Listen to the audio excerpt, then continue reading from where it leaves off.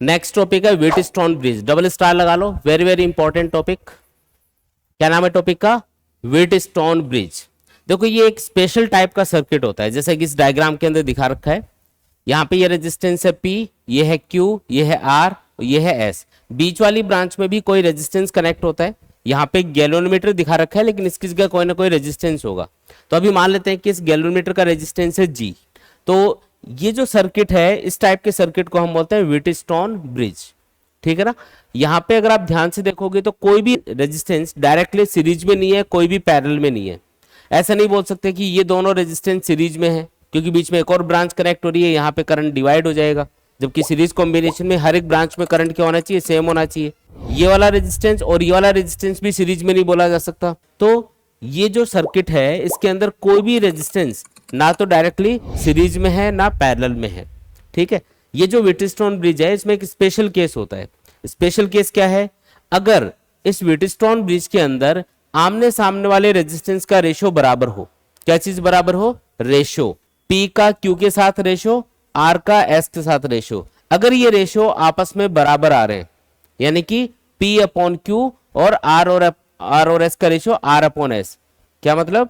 P और Q का ratio और R और S का रेशो अगर ये बराबर आ रहे हैं, जैसे मैं लिख देता हूं इसको, P अपॉन Q और R और S का रेशो R बाई S, अगर ये इक्वल आ रहे हैं, तो ये जो मिडिल ब्रांच है इसमें करंट फ्लो नहीं होगा। जैसे इस सर्किट का मैं एक नाम रख देता हूं, A B C D। तो यहां पे आप क्या ऑब्जर्व करोगे कि अगर इस व्हीटस्टोन ब्रिज के अंदर आमने सामने वाले रेजिस्टेंस का रेशो इक्वल हुआ, आमने सामने वाले रेजिस्टेंस का रेशो इक्वल हुआ, तो उस कंडीशन में मिडिल ब्रांच में करंट फ्लो नहीं होगा। क्या नहीं होगा? इस मिडिल ब्रांच में करंट ही नहीं जाएगा। अगर इस ब्रांच में करंट ही नहीं जाएगा तो इसको आप सर्किट से रिमूव कर सकते हो, फिर इजीली ये सर्किट सिंपल बन जाएगा और इसको आप इजीली सॉल्व कर पाओगे। ये देखो, ये वाला रेजिस्टेंस और ये वाला रेजिस्टेंस सीरीज में आ जाएगा, ये और ये सीरीज में आ जाएगा, फिर ये दोनों ब्रांचेज आपस में पैरेलल में आ जाएंगे। तो इस तरीके से इसको सॉल्व कर लेंगे। अगर ये, अच्छा, ये वाली जो कंडीशन है इसको हम बोलते हैं बैलेंस कंडीशन। अगर कोई भी व्हीटस्टोन ब्रिज बैलेंस कंडीशन में होगा तो उसको कैसे चेक करेंगे?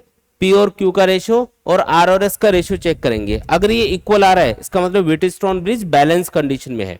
और बैलेंस कंडीशन में इस मिडिल ब्रांच में करंट फ्लो नहीं होगा। अच्छा, इसमें करंट फ्लो क्यों नहीं हो रहा? यहाँ तो बैटरी भी कनेक्टेड है, फिर करंट क्यों नहीं जाएगा इसमें?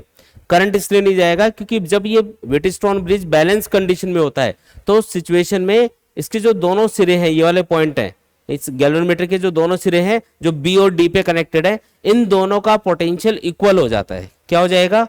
B पॉइंट का पोटेंशियल और D पॉइंट का पोटेंशियल इक्वल हो जाएगा। और अगर कोई भी दो पॉइंट्स का पोटेंशियल इक्वल हो जाता है तो उनके बीच में करंट फ्लो नहीं होता है ना। करंट फ्लो होने के लिए क्या जरूरी है? पोटेंशियल का डिफरेंस होना जरूरी है। तो एक्चुअली होता क्या है कि बैलेंस व्हीटस्टोन ब्रिज के अंदर आमने सामने वाले रेजिस्टेंस का रेशो इक्वल होने से इस वाले पॉइंट का और इस वाले पॉइंट का पोटेंशियल इक्वल आ जाता है। और इक्वल पोटेंशियल होने से इस वाली ब्रांच के अंदर, मिडिल ब्रांच के अंदर करंट फ्लो नहीं होगा, इसलिए हम इसको रिमूव कर सकते हैं और इजीली सर्किट को सॉल्व किया जा सकता है। ठीक है। और अगर ये बैलेंस कंडीशन में नहीं है तब किरचॉफ्स लॉ यूज करने हैं अलग अलग लूप के लिए। Kirchhoff current law, Kirchhoff voltage law, ये हम अप्लाई करके सर्किट को सॉल्व करते हैं, फिर करंट वगैरह कैलकुलेट करते हैं। ठीक है।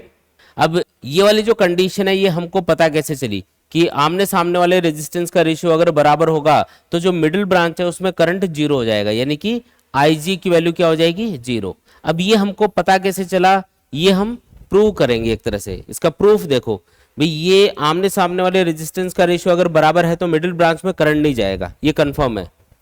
ठीक है। प्रैक्टिकली आप इसको देख सकते हो, लेकिन इसका मैथमेटिकल प्रूफ हम करके देखेंगे कि ऐसा क्यों हो रहा है यहाँ पे। ठीक है। तो उसके लिए मैं यहाँ पे करंट एज्यूम कर लेता हूँ। मान लो कि बैटरी से जो टोटल करंट चल रहा है वो है I करंट यहाँ पे जाके टू पार्ट्स में डिवाइड होगा। इस वाली ब्रांच में करंट चला गया I1 और इस वाली ब्रांच में करंट आ गया I2। फिर इस वाली ब्रांच में हम करंट जीरो एज्यूम कर लेते हैं। वैसे तो इसमें करंट जाएगा अगर ये बैलेंस नहीं है तो, लेकिन अगर ये बैलेंस कंडीशन में है व्हीटस्टोन ब्रिज, तो जो गैल्वेनोमीटर है उससे करंट की वैल्यू क्या हो जाएगी? जीरो। इसमें से कोई करंट नहीं जा रहा, तो ये I1 करंट इधर से होके इधर चला जाएगा। तो इस Q रेजिस्टेंस में भी करंट कितना है? I1। और ये I2 करंट इधर से इधर चला जाएगा। मिडिल ब्रांच में करंट क्या हो जाएगा? जीरो हो जाएगा। ठीक है।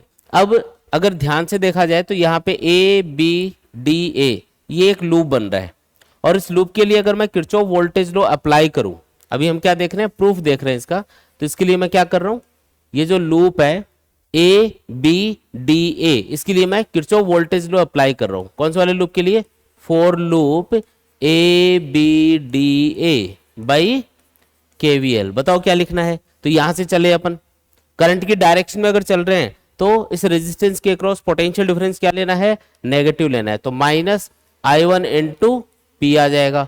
यहाँ पे आगे गए और यहाँ पे इस गैल्वेनोमीटर के थ्रू जब हम ट्रेस करेंगे इस पाथ को, तो गैल्वेनोमीटर के अंदर करंट जीरो है, तो इसके अक्रॉस जो पोटेंशियल डिफरेंस है वो क्या होगा, जीरो।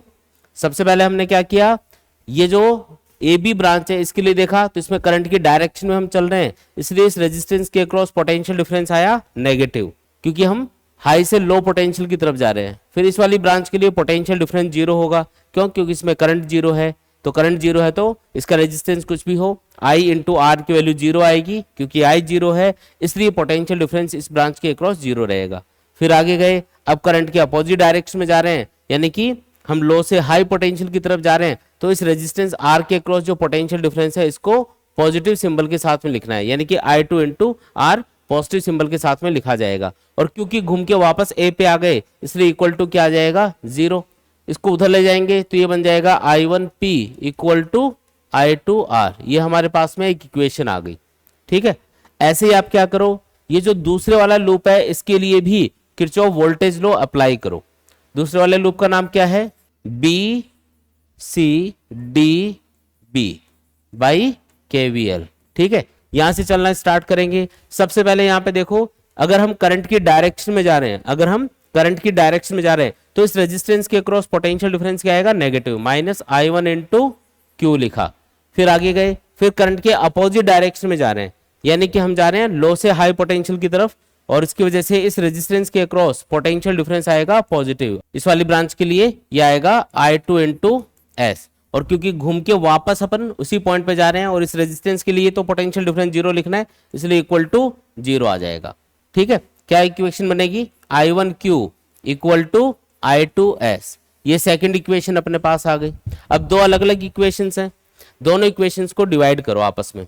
अगर इनको डिवाइड करोगे बाय डिवाइडिंग इक्वेशन 1 बाय 2, ठीक है, तो ये क्या आएगा, I1P अपॉन I1Q, तो I1 से I1 कैंसिल, क्या बनेगा, P अपॉन Q, और इधर I2R upon I2S, I2 cancel, क्या बनेगा, R बाई S। और आपको कंडीशन क्या बताई थी कि अगर इस व्हीटस्टोन ब्रिज के अंदर P और Q का रेशो और R और S का रेशो बराबर हुआ तो मिडिल ब्रांच में करंट नहीं जाएगा। यहाँ पे हमने प्रूव करने के लिए क्या एज्यूम कर लिया कि इसमें करंट नहीं है, तो अगर इसमें करंट नहीं है तो कंडीशन क्या आनी चाहिए, P और Q का रेशो और R और S का रेशो बराबर आना चाहिए। देखो बराबर आ रहा है, ठीक है, तो ये इसका प्रूफ हो गया। तो क्या क्या चीजें इसके बारे में आप याद रखोगे व्हीटस्टोन ब्रिज के बारे में, अगर ये व्हीटस्टोन ब्रिज बैलेंस कंडीशन में हो, बैलेंस कंडीशन का मतलब आमने सामने वाले रेजिस्टेंस का रेशो बराबर हो, आप इन दोनों रेजिस्टेंस का रेशो और इन दोनों रेजिस्टेंस का रेशो भी बराबर लिख सकते हो, एक ही बात है। क्योंकि आप अगर R को इधर लिख देंगे और Q को उधर लेके जाएंगे तो ये बन जाएगा P by R equal to Q by S, है ना, एक ही बात है, उससे कोई फर्क नहीं पड़ेगा। बस क्रॉस में मत लेना, ऐसे और ऐसे मत लेना रेशो, आमने सामने वाले ले सकते हो, ऊपर नीचे वाले ले सकते हो, इनका रेशो बराबर आना चाहिए। और जैसे ही ये रेशो बराबर आएगा हम बोलेंगे व्हीटस्टोन ब्रिज बैलेंस कंडीशन में है। और अगर व्हीटस्टोन ब्रिज बैलेंस कंडीशन में होगा तो मिडिल ब्रांच में करंट जीरो रहेगा, इसलिए हम इस ब्रांच को सर्किट से हटा भी सकते हैं क्योंकि इसका कोई यूज नहीं है, और फिर जो सिंपल सर्किट बचेगा उसको इजीली सॉल्व कर लिया जाएगा, ठीक है। ये हटाने के बाद में ये दोनों सीरीज में आ जाएंगे रेजिस्टेंस, ये दोनों सीरीज में आ जाएंगे, फिर इन दोनों का जो इक्विवेलेंट आएगा वो आपस में पैरेलल में होगा। इस तरीके से सॉल्व कर लेंगे, आया समझ में। और इस मिडिल ब्रांच में करंट क्यों जीरो हो जाता है बैलेंस कंडीशन में, क्योंकि बी पॉइंट और डी पॉइंट का पोटेंशियल इक्वल हो जाता है, ये इसका रीजन है। अगर रीजन पूछे तो ये बताएंगे। क्लियर एकदम, देख लो कोई भी डाउट है तो।